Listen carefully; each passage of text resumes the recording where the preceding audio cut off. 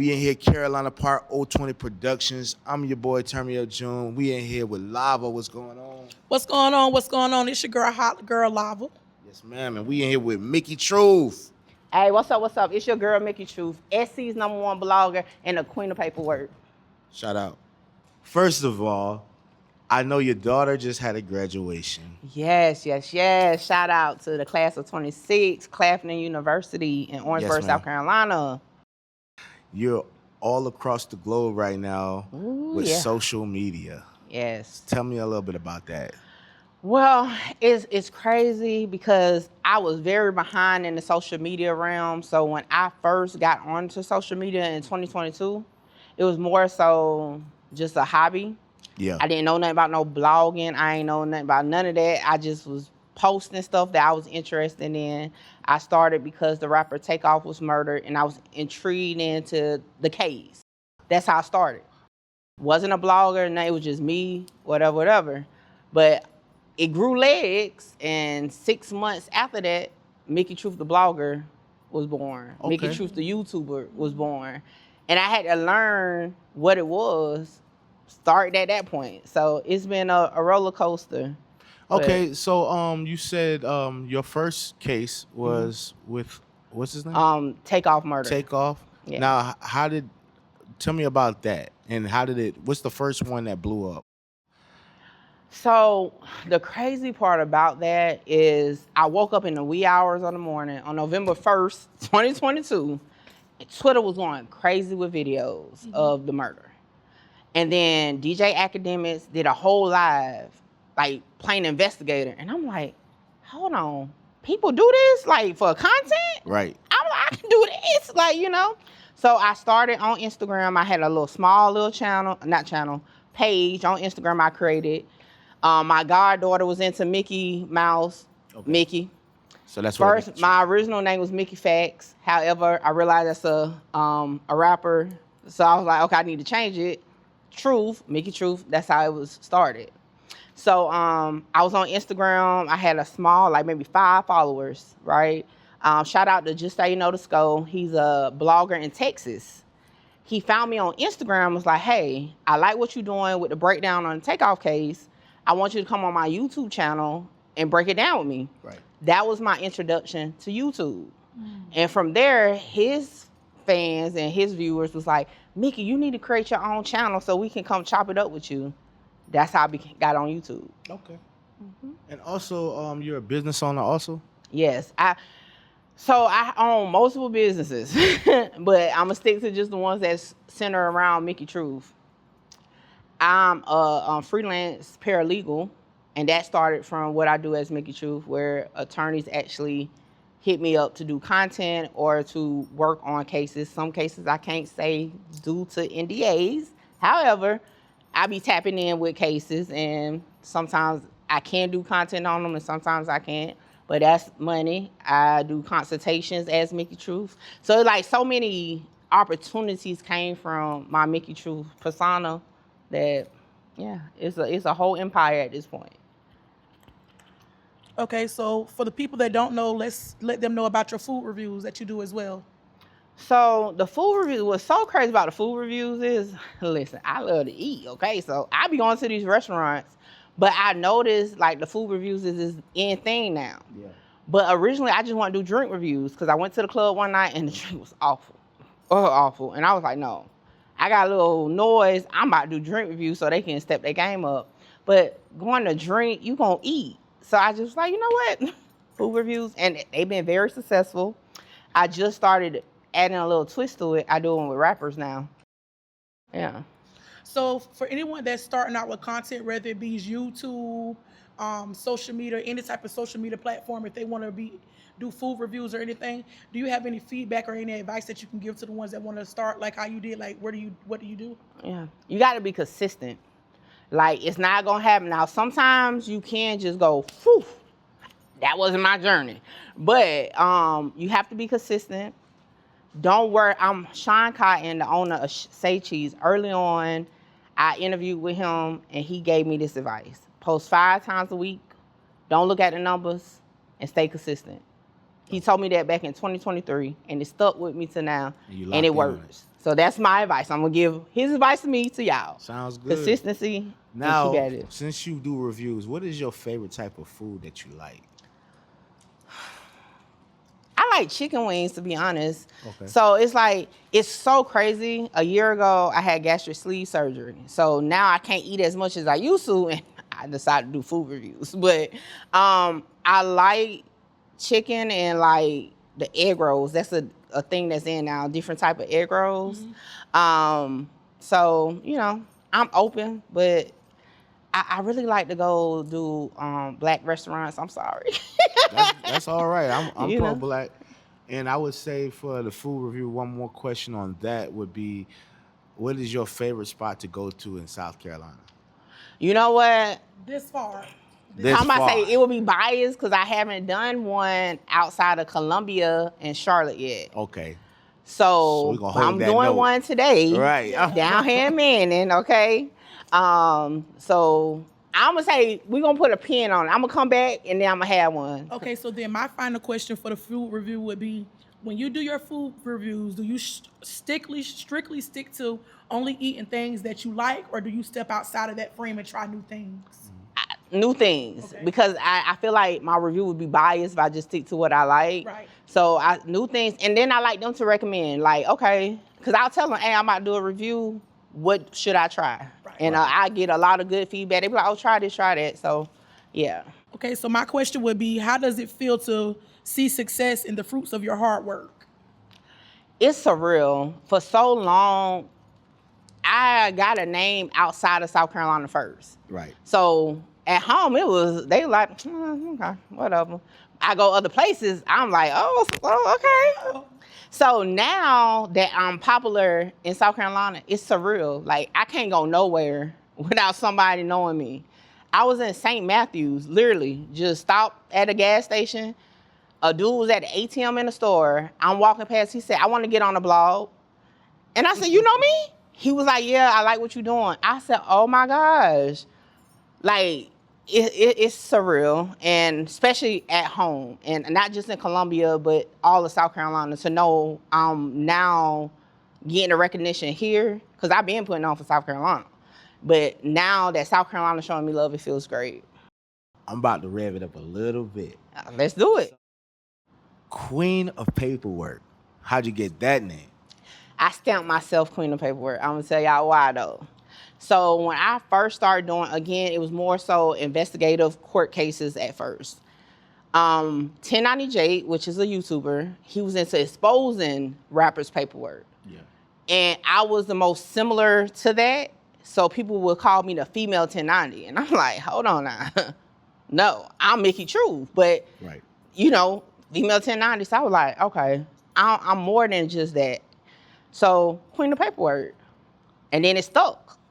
So Now, they done shot you out at a few different big platforms. Can you tell me a little bit about that? I know No Jumper was one of them. yeah, City shout out to Nash, No Jumpers. DJ Academic, Music 101. Yeah. Those are just a few. So tell me about that. And So No Jumper done showed love since the beginning, because my earlier days, I was on Clubhouse with Whack 100, and that kind of was my introduction to No Jumper. I've interviewed with No Jumper, and this is what I want to say, South Carolina, okay? Blogs and bloggers are not the same thing. So my goal is to always get on the blogs. Right.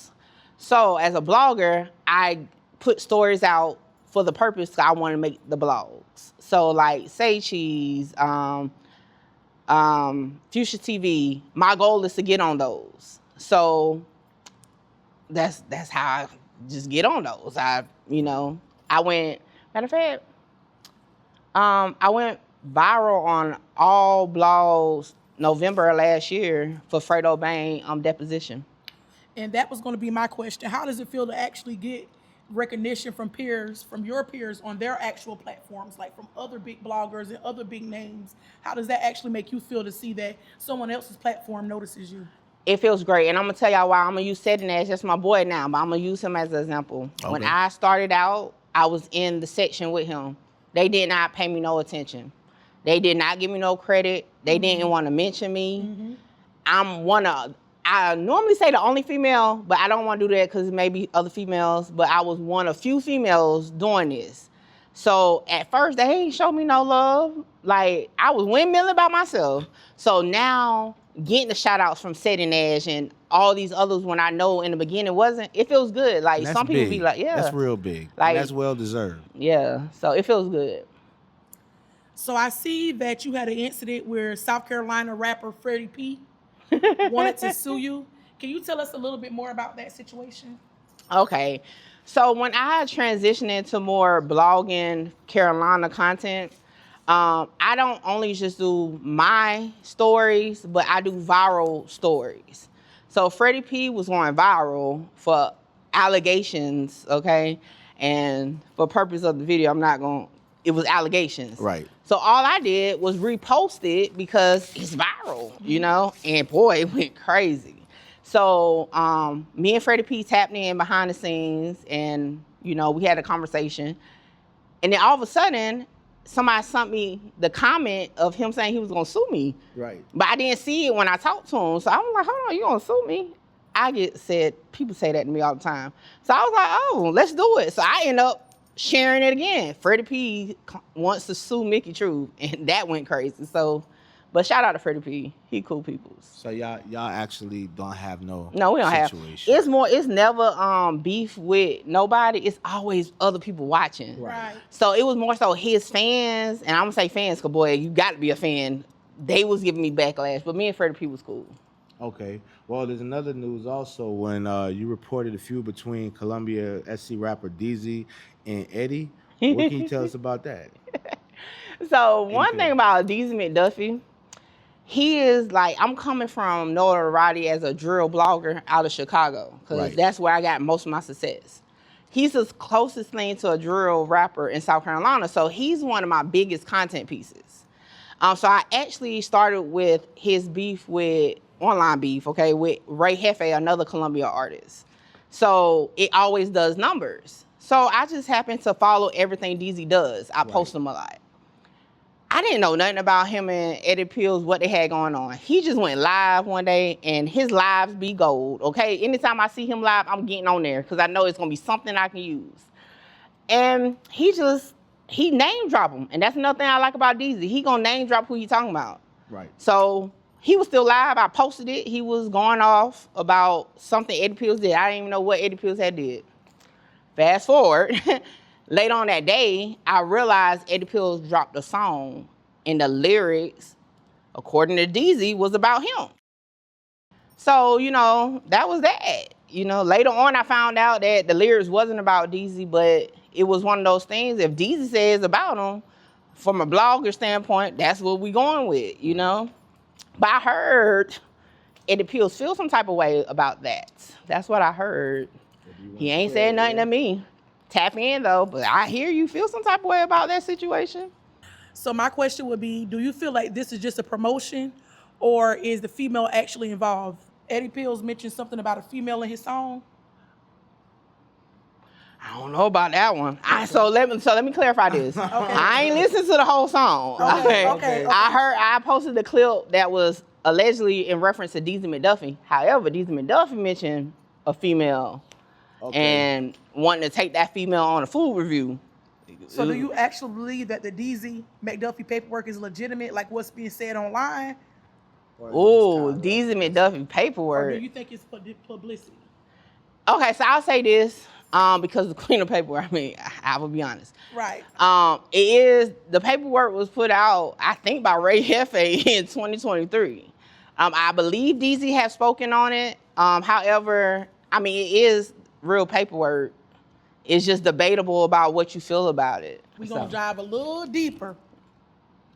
Who do you think is the best artist between the two, musically? Between Pills or DZ McDuffie. Eddie Pills or DZ McDuffie? Yes. Ooh. It depends, to be honest. Okay. It depends, because they're two different artists. And they're like dominating in their own way. They are. And I don't listen to neither one of them on a regular. So like personally, I don't have a pick. Right. However, from a blogger standpoint, they're two different artists that's just in two different lanes. Right. Yeah. But they putting on for sure. Like people be knocking DZ McDuffie because he's older. but he still got some traction. He's like the NBA young boy of Colombia, to be real. Like he still be having the YNs on deck, and Eddie Pills just got a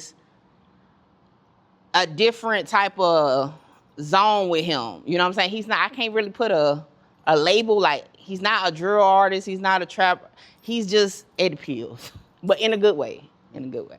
So, when it comes to you getting any knowledge or any fact checking, when it comes to you doing your homework before you get on your platform, is it something that you could say is a thing that you could do in one day, or does it sometimes take you 2 to 3 days before you can even speak on certain situations? Sometimes like, months. Can you just like, okay? Sometimes months.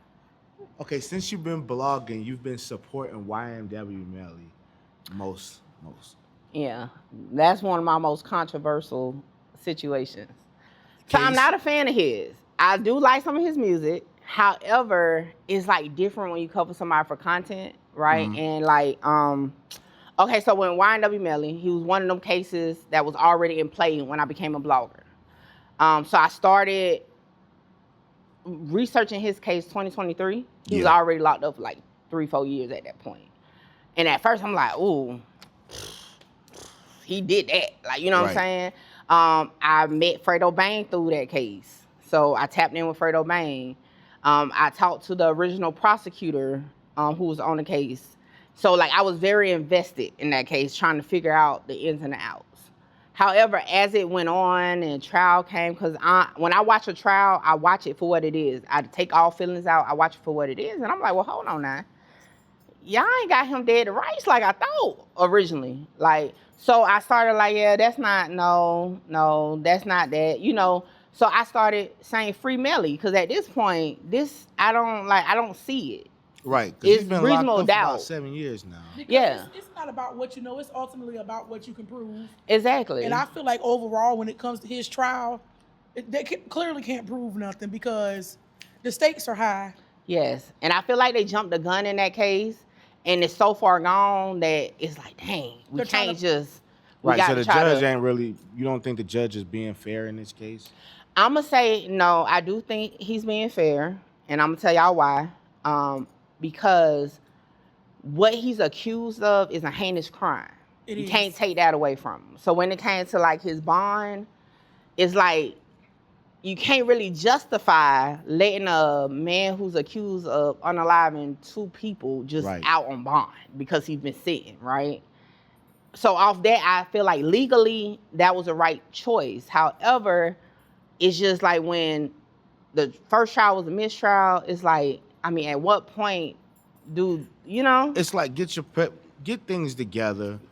Let us know, is he guilty or he's not guilty, but don't let it hang on, you know, forever. Yeah, because my last video about him, I said basically he's guilty without a verdict. Right. You know what I'm saying? So, and free my mother effing daddy. Okay, my daddy is doing time, so I definitely don't want to see nobody in prison. However, from the law, I'm a lover of the law.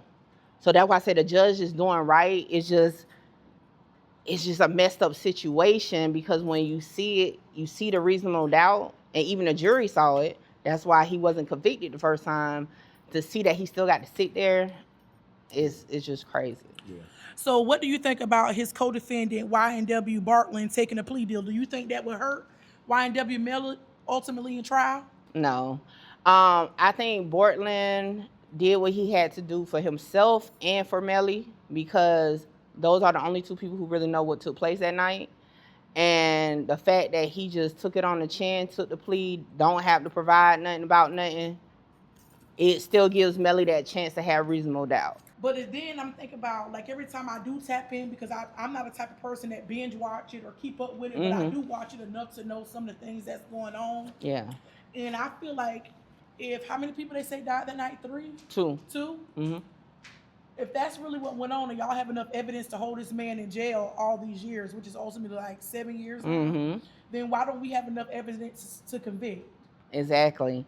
And I'm going to say this because another situation, one of the victim's father, me and him go at it. I went at it a few times because he doesn't like my stance on the free Melly thing, right? Again, I never said Melly did or didn't do it. I wasn't there. However, based on what is being presented at trial, throughout these hearings, They ain't got what they for this to be a capital murder case, Right. a death penalty case. Come on. For him to be a young African American man, Mm-hmm.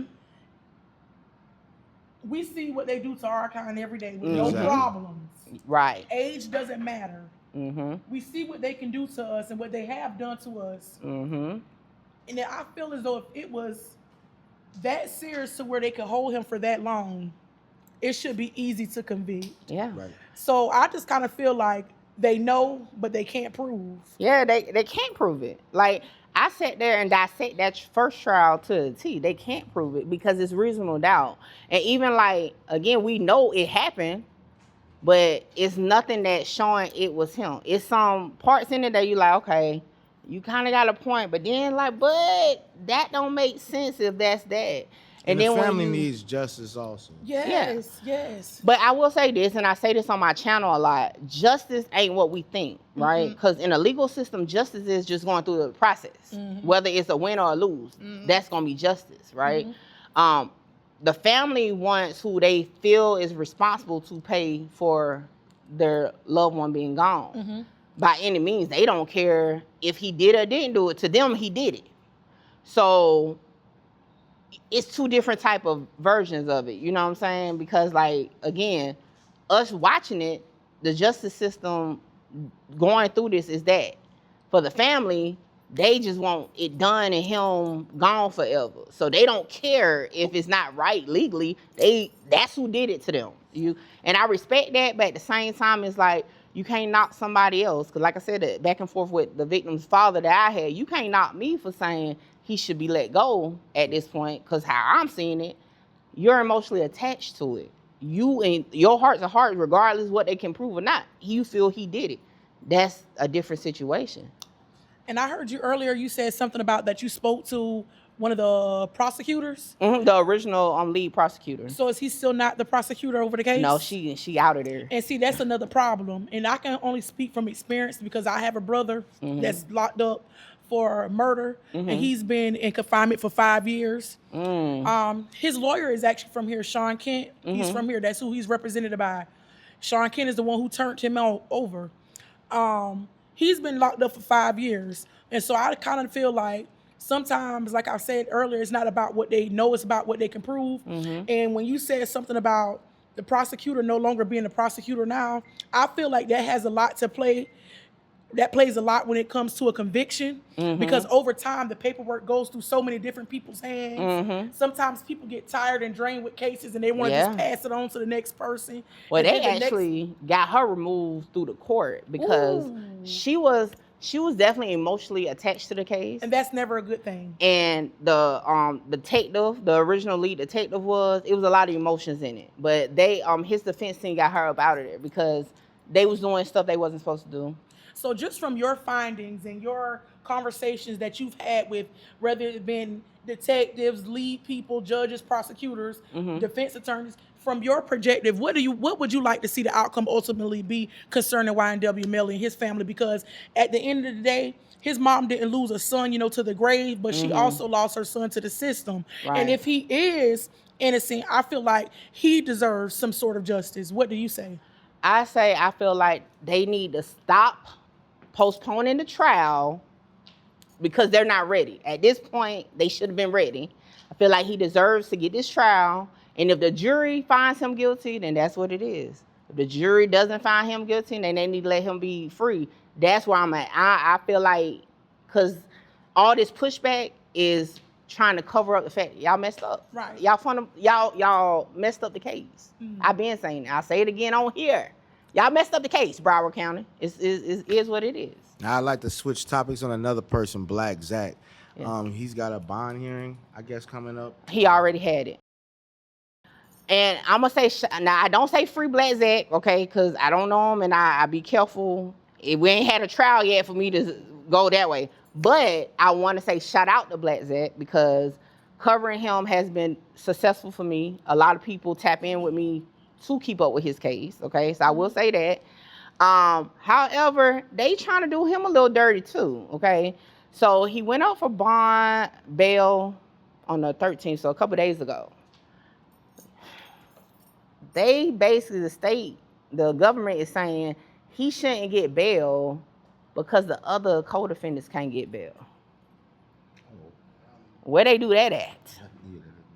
So 3 to 4 of his co-defendants is doing time. They're not going nowhere. They can't get bail. So like, how you gonna compare me going home to some people that can't go home anyway? You know. So his defense team wrote a motion and like, hey, they can't go home. Y'all let one go home. The other one got denied because he got a criminal history. So you can't compare my client to that. So we're just waiting any day now, though, for an answer. But ultimately, can everybody afford to go home? Well, it's not. Well, you know, with the feds, it's not really about the affording it. It's a little complicated. However, I don't think they have the best attorneys to fight it, and that's why some of them haven't went up for bail. Let me put it that way. I don't put it that way.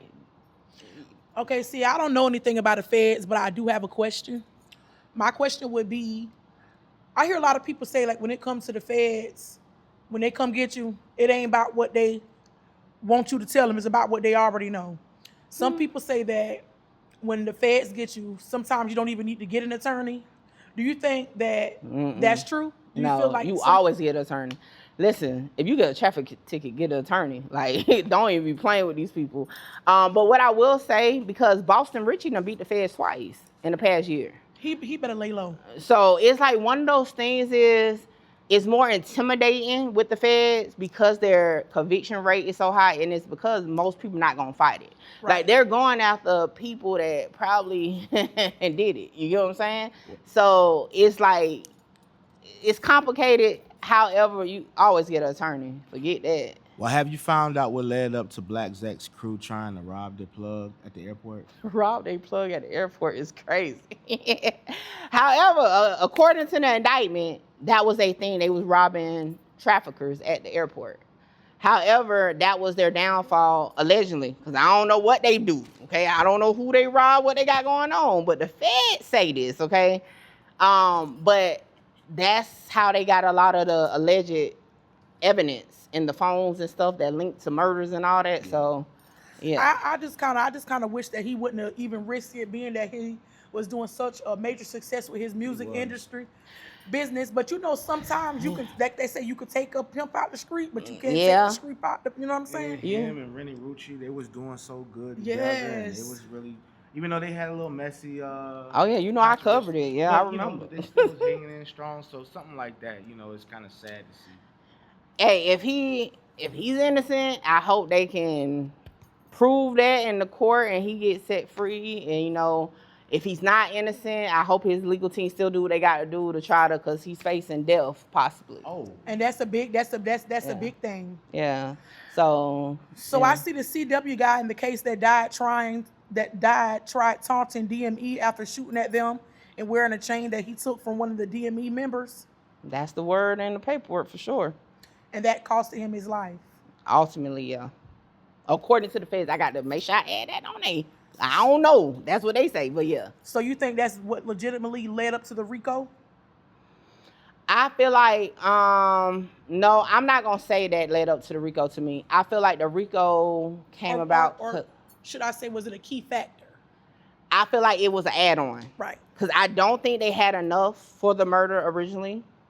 I feel like all them getting caught up in that drug case, it was like, okay, we got them dead to rights on these drugs. Let's just go ahead and add the murder in there, similar to what they did in O-Block RICO in Chicago. So anyway, we're gonna get off of the topic about all of the cases and stuff, and we appreciate that.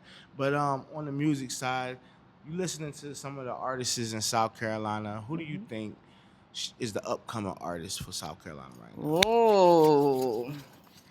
It be like, these answers be a little biased because I'm just tapping in the other scene, because there's going to be somebody out there that be like, but you ain't heard from us. Right. But based on so far, if I be honest, who really on my playlist, I'm listening to Tip TZBTE on my playlist. Where's he from?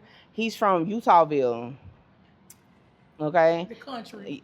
Literally, the country, okay? The Gators. Okay?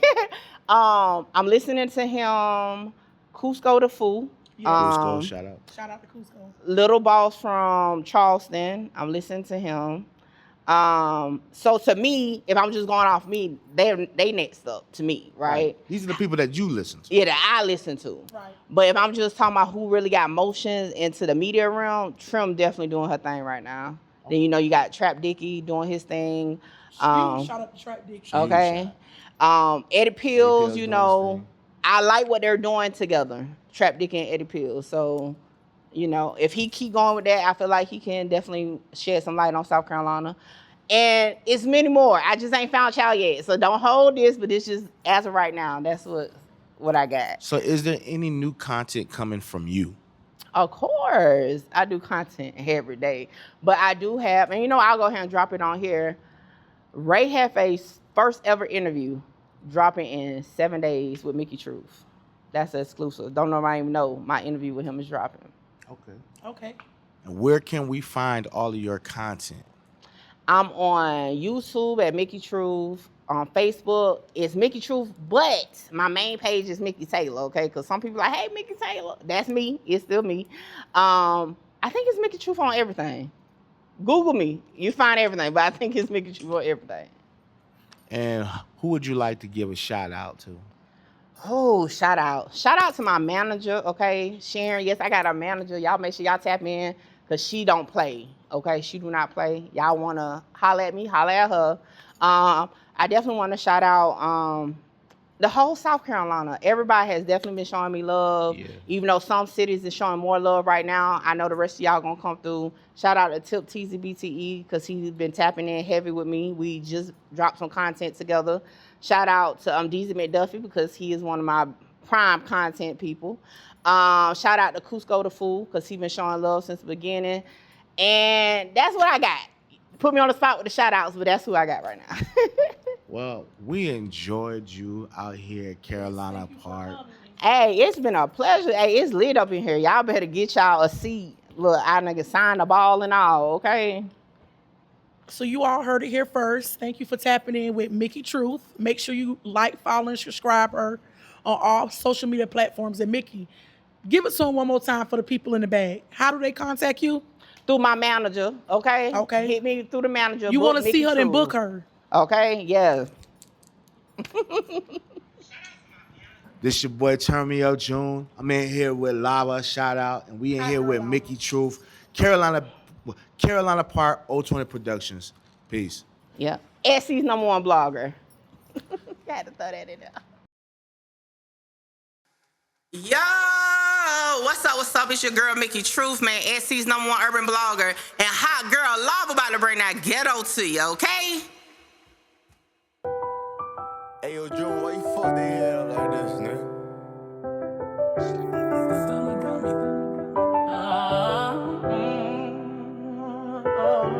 G-H-E-T-T-O,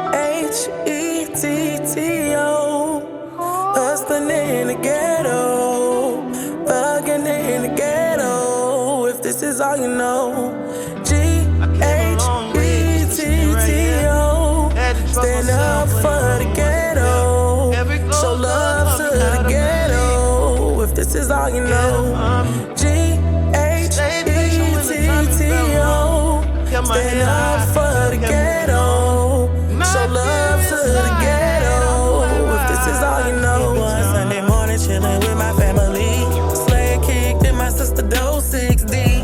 Gun to my head, I could've been dead, but thanks to the Lord for this day, I ain't dead. No matter what you go through, just know the Lord got you.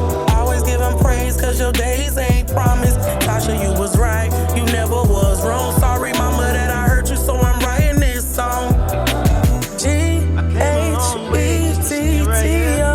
hustling in the ghetto, thugging in the ghetto, if this is all you know. G-H-E-T-T-O, stand up for the ghetto, show love to the ghetto, if this is all you know. G-H-E-T-T-O, hustling in the ghetto, thugging in the ghetto, if this is all you know. G-H-E-T-T-O, stand up for the ghetto. Show love to the ghetto if this is all you know.